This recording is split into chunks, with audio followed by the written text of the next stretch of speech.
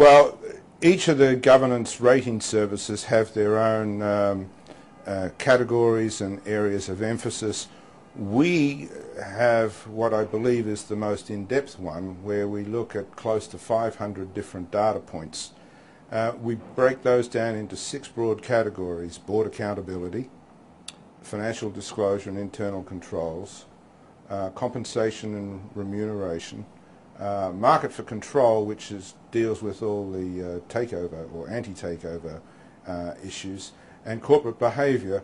And in that area we're looking at a company's litigation history, its regulatory history, we're looking at its environmental performance, social issues, what some investors regard as the traditional social responsibility issues, employee relations as well. And what we do is we have, as I said, 500 data points that we gather. They each have a numerical value, and they're summed and weighted, but they're not all weighted the same, and the numerical value is not all the same. The scores are relatives, they're not absolutes. We're not saying that absolutely a company that receives a 10 is perfect. We're saying that relative to every other company it's being compared against, it is better. And the algorithm for which we have a patent pending is designed to take the outliers, both positive and negative, and through asymmetric geometric scoring, those scores that are on the outliers, very good, get rewarded, very poor, start to get penalised, and that's how we come up with our ratings. It's all computer driven.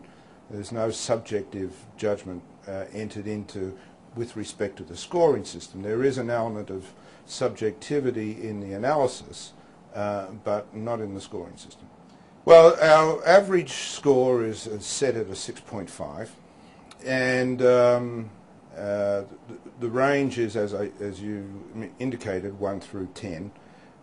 We consider anybody that scores a 6, a 6.5 or a 7 to be in the average range, a 7.5, 8 or 8.5 to be above average, and a 9, 9.5 or 10 to be well above average. And on the downside, anybody that scores a 5.5 to a 3.5 is considered below average, and a 3 or below is well below average.